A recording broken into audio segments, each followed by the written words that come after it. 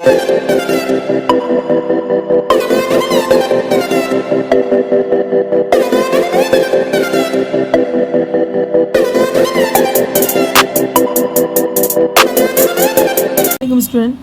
आज हम करवाएंगे बेटा 5.9 का क्वेश्चन नंबर 6 है। तो बेटा क्वेश्चन ज़रा पढ़ते हैं, उसके बाद हम देखते हैं क्या है। काफ़ी बड़ा क्वेश्चन है और काफ़ी समझने वाला है। ए इन्वेस्टेड 750 रुपीज़, यानी कि 3 लोग बिजनेस करें। आगे पढ़ते पढ़ते पता चल जाएगा आपको। ए ने जो है वो डाला है, इन्वेस्ट किया है 750 रुपीज़ इन अ बिजनेस। एक बिजनेस में वो 750 रुपीज़ डालता है, ठीक है। आफ्टर 4 मंथ, 4 महीने गुजर जाते हैं, उसके बाद वो क्या करता है और इन्वेस्ट करता है 250 रुपीज़, यानी कि वो क्या करता है 250 रुपीज़ और इन्वेस्ट कर देता है। पहले 750 रुपये किए थे, अब 250 रुपये और कर दिए। More than eight this time, ठीक है। यहाँ तक तो आपकी बात समझ में आ गई कि पहले से 750 मिलाए थे, फिर उसके बाद उसने 4 महीने बाद, एक साल में कितने महीने, तो आगे पढ़ोगे तो पता चल जाएगा, साल है तो प्रॉफिट भी हुआ है, आगे हम पढ़ेंगे। तो यहाँ पर उसने पहले बनाए थे 750, उसके बाद आफ्टर 4 महीने गुजरने के बाद उसने 250 रुपये दिए।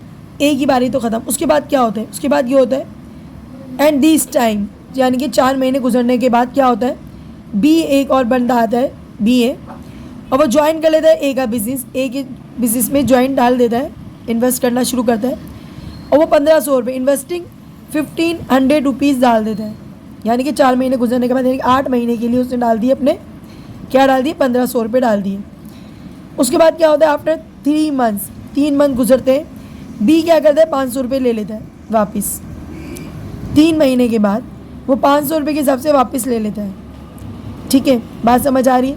पहले उसने 1500 डाले, उसके बाद 3 महीने गुजर गए, 3 महीने के बाद वो कहता है मेरे भाई पैसे वापस दे दो, तो उसने 500 रुपये के हिसाब से जो है वो पैसे बैक ले लिए, वापस ले लिए। ओके हो गया।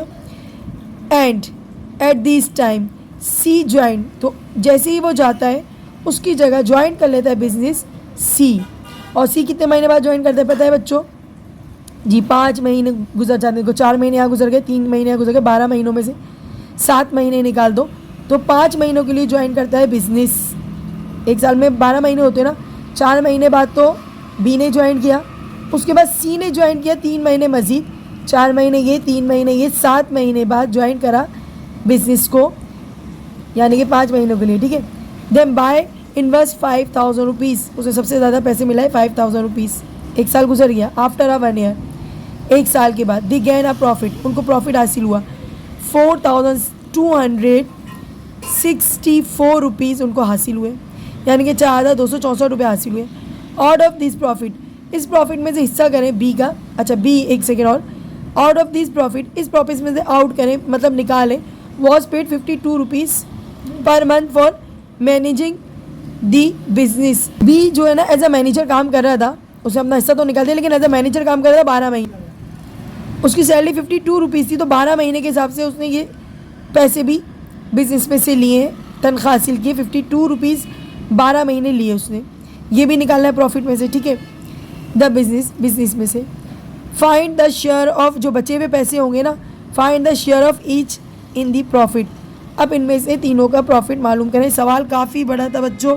सबसे पहले हमें ये बताना है कि किसने कितने पैसे, बताएंगे कि ए ने टोटल पैसे कितने डाले और कितने महीनों के डाले, बी ने कितना डाला और कितना निकाला, पैसे कब से ज्वाइन करें, कितने महीनों के लिए डाले, उसके बाद बी के पैसे निकालना है तनख्वाह के, और लास्ट में इनका शेयर मालूम करना है। बच्चों काफ़ी बड़ा सवाल है, एक एक करके समझेंगे। पहले ए को समझेंगे, फिर बी को समझेंगे, फिर सी को समझेंगे। पहले 1 ए का शेयर, सबसे पहले ए ने कितने टोटल इन्वेस्ट किए, तो ए from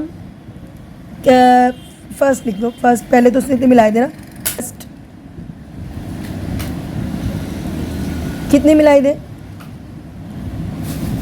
for 1 year, for 1 year भी कह सकते हो, और एक महीने के लिए वो हर महीने 750 दे रहा था ना, फॉर वन मंथ। अच्छा, एक महीने में दे रहा था वो कितने, 750, और एक साल में कितने महीने होते हैं बच्चों, एक साल में महीने होते हैं 12। 750 के हिसाब से 12 महीने के लिए उसने पहले लगाए 9000 रुपये, ठीक है। सबसे पहले इनका अमाउंट मालूम करना है कि इन्होंने कुल पैसे कितने लगाए। उसके बाद ए ने दोबारा क्या करा, ए ने दोबारा 4 महीने बाद इन्वेस्ट किया। क्या इन्वेस्ट किया, ए ने अगेन इन्वेस्ट किया। तो ए सेकंड इन्वेस्ट, फर्स्ट के बाद क्या आता है बच्चों, सेकंड टाइम उसने इन्वेस्ट किया 4 महीने बाद। 4 महीने बाद कितने लगाए बच्चों, हाँ जी 250 रुपये। एक महीने के हिसाब से, ये 1 महीने के हिसाब से लगाते हैं ना, तो 4 महीनों में कितना लगा, में से 4 महीने बाद लगाया है, आफ्टर 4 मंथ बाद। तो 12 में से 4 महीने निकाल दो, कितने बचेंगे, बिल्कुल 8 महीने बचेंगे। 8 महीने के लिए उसने 250 रुपये और लगाए, यानी कि हर महीने वो 250 रुपये दे रहा है, 8 महीने तक देगा। 4 महीने गुजरने के बाद उसने बाकी 8 महीनों के लिए 250 रुपये लगाए। अब 250 रुपये के हिसाब से उसने टोटल कितना लगा लिया बच्चों, ये आप कैलकुलेट करना 2000 रुपये। मैं ब्लैक से लिखती हूँ ताकि क्वेश्चन काफ़ी लेंथी है, आपको समझ आ जाए, थोड़ा डिफरेंट होना चाहिए ना। 2000 रुपये लगाए, टोटल उसने कितना अमाउंट लगाया, दोनों को प्लस कर लो, उसने लगाया 11,000 रुपये टोटल अमाउंट। सही है, तो यहाँ पर हम लिख देते हैं ए ने, तो हम यहाँ लिख देते हैं ए टोटल अमाउंट भी लिख सकते हैं या इन्वर्स भी लिख सकते हैं, दूर हो जाएगा बेटा, थोड़ा करीब लिख देते, टोटल अमाउंट। टोटल इन्वर्स भी लिख सकते, इन्वर्स लिख देते हैं। ए ने इतना मिलाया है, ठीक है बच्चों, ए की कहानी ख़त्म हो गई। अब बारी है बी की। बी का थोड़ा हिसाब किताब अलग है। बी इसी तरीके से बेटा, बी ने फर्स्ट में कितना मिलाया है बच्चों, पहली बारी इन्वेस्ट किया, कितना था बच्चों, बुक देखना पड़ेगी। इन्वेस्ट किया बच्चों 1 मंथ के लिए, फॉर 1 मंथ, पहले ये तो लिख लेते, फॉर 1 मंथ के हिसाब से। लेकिन वो कितने महीने बाद ज्वाइन कर रहा था पता है, तो बेटा देखिएगा, ए का हमने बिल्कुल सही उतारा है, सही था, 750 था, सही है, 4 महीने बाद ज्वाइन किया। अब बारी है बी की, तो बी का पहले एक बार देख लेते ना, तो बी में गलती ना करें। अब 4 महीने बाद, एट दिस टाइम मैंने 4 महीने बाद बी ज्वाइन कर रहा है बिजनेस को ए के साथ, और 1500 रुपये मिला रहा है। कितने मिला रहा है, 4 महीने बाद, यानी कि 4, वही 12 महीने में से 4 महीने निकाल दो, कितने बचेंगे, 8 महीनों के लिए मिला रहा है।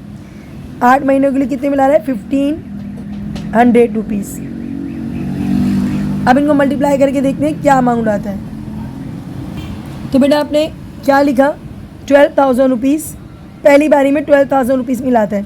लेकिन क्या होता है उसको, तो बेटा सेकंड टाइम क्या होता है, बी इन्वेस्ट करता है सेकंड टाइम, लेकिन अभी वो इन्वेस्ट नहीं करता, बी सेकंड टाइम क्या करता है, 3 महीने बाद वो अपना अमाउंट वापस ले लेता है, बैक कर लेता है।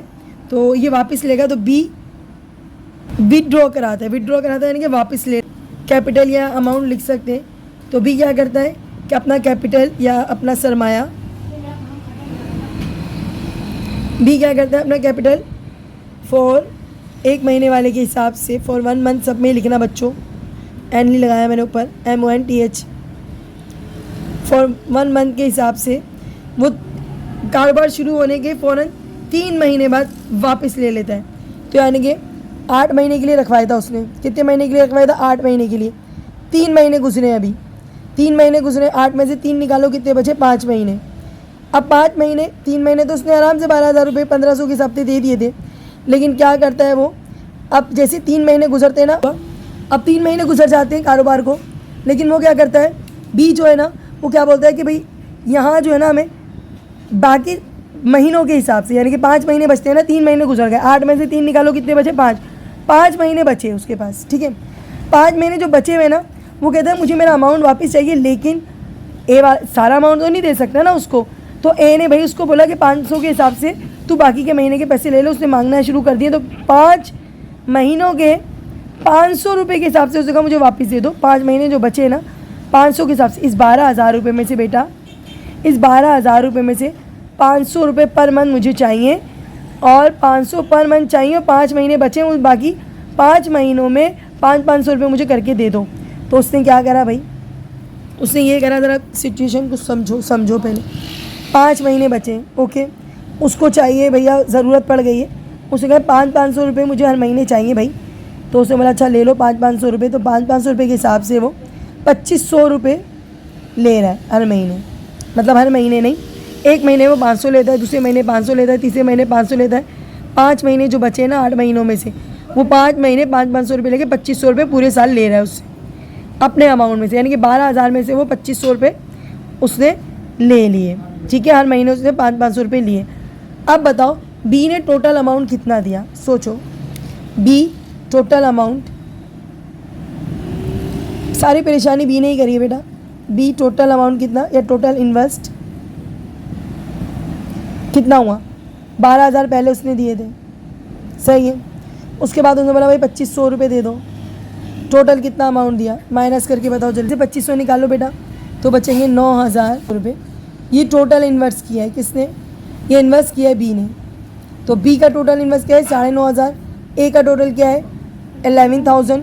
अब आती है बारी सी की बच्चों, सी ने अब ज्वाइन किया कितने महीने बाद, सोचो, हर महीने इसके कारोबार शुरू हुए थे तो बी शामिल हो गया था, 3 महीने बाद कौन शामिल हो रहा है, सी टोटल कितने महीने बाद शामिल हुआ ये सोचो। सबसे पहले तो 4 महीने कारोबार शुरू हुआ था, 4 महीने गुजर गए, बी शामिल हो गया, सही है, 3 महीने और गुजरे, अब सी शामिल हो रहा है, तो सी को टोटल 7 महीने बाद शामिल हो रहा है सी, 4 महीने इसके, 3 महीने इसके, 7 महीने बाद सी शामिल हो रहा है। और कितने महीनों के लिए शामिल हो रहा है जी, 12 महीने होते हैं एक साल में, 7 महीने गुजर चुके हैं, कितने महीने बचे, 12 में से 7 गए, 5 महीने के लिए सी शामिल हो रहा है कारोबार में, और कितने पैसे मिला रहा है, तो हम लिखते हैं बच्चों सी कारोबार में एंट्री कर रहा है बच्चों, देख लो ज़रा,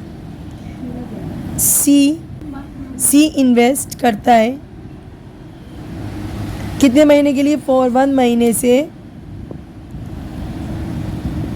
अच्छा थोड़ा नीचे से लिखते हैं क्योंकि लाइन मिक्स हो जाएगी,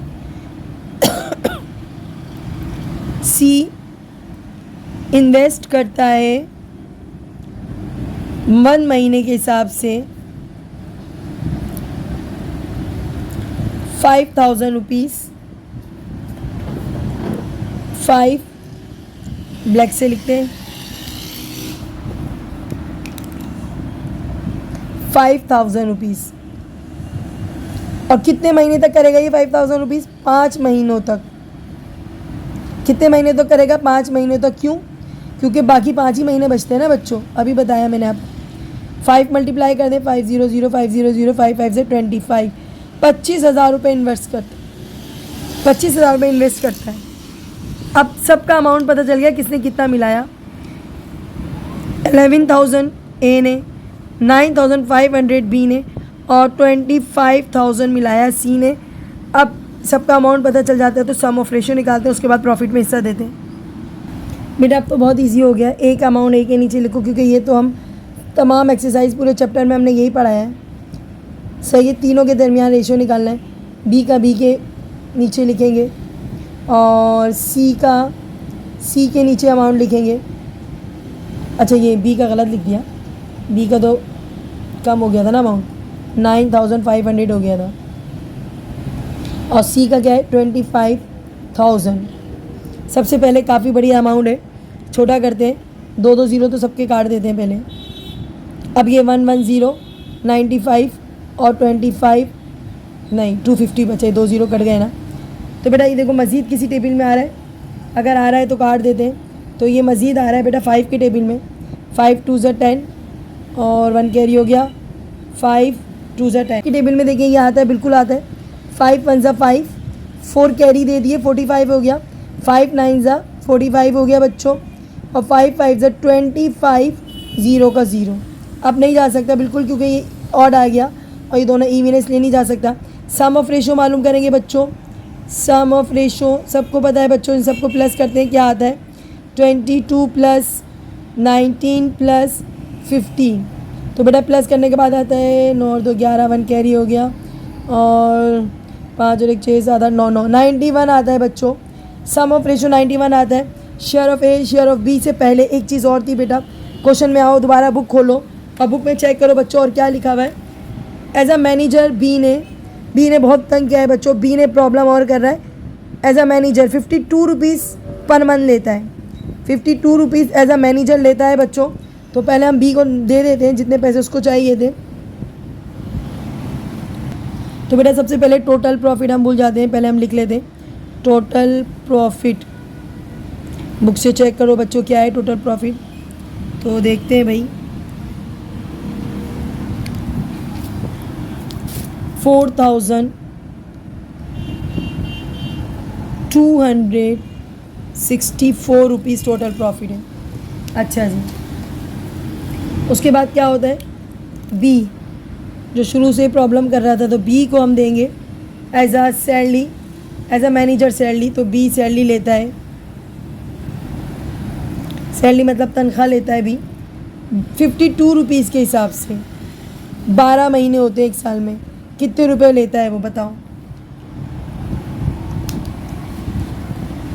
तो बेटा ये लेगा आप 12 to 24 का 62। ओके हो गया बच्चों, ये हो गया 62 रुपीज़। कैलकुलेट कर लेना बच्चों। इनमें से क्या है टोटल प्रॉफिट में से इसको माइनस करो तो इसकी तो टोटल अमाउंट क्या होती है 462 में से माइनस करना है 624। बी को सैलरी कितनी मिलेगी, बी को सैलरी मिलेगी बच्चों, बचता है बच्चों रिमेनिंग प्रॉफिट भी लिख सकते हैं, चलो प्रॉफिट लिख देते हैं। रिमेनिंग प्रॉफिट बचता है, इनमें माइनस करने के बाद बच्चों कैलकुलेट करिएगा कैलकुलेटर निकाल के। तो आ रहा है 3,640 रुपीज़ बचते हैं। अब ये 3,640 रुपीज़ है ना बच्चों, इनको 3 लोगों में बांटना है।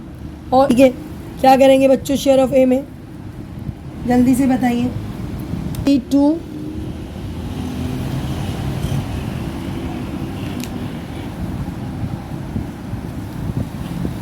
तो बेटा शेयर ऑफ ए में लिखेंगे 22/91। सम ऑफ रेशियो लिखते हैं और क्या लिखते हैं बच्चों बचा हुआ जो भी प्रॉफिट आ रहा है 3640।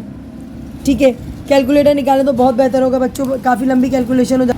तो बेटा हमने पहले मल्टीप्लाई करा, सही है, 22 को मल्टीप्लाई करा है 3640 से और डिवाइड करा 91 से, तो आ रहा है 880 रुपये। अमाउंट ए का मिलेगा 8,000 क्या था बच्चों 888 रुपीज़ मिलेगा ए को। अब आ रही है बेटा शेयर ऑफ बी की, तो लिखेंगे शेयर ऑफ बी, सेम चलेगा बच्चों, कुछ मुश्किल नहीं है। सम ऑफ रेशियो क्या था 19 लिखेंगे बस।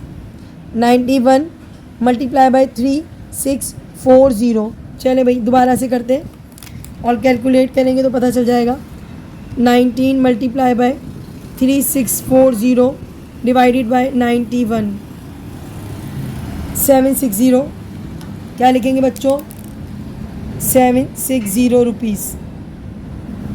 अब बेटा लास्ट है शेयर ऑफ सी, क्या लिखेंगे बच्चों शेयर ऑफ सी। और लास्ट अमाउंट क्या है बच्चों सम ऑफ रेशियो 50, सबसे ज़्यादा इसी को मिलेंगे।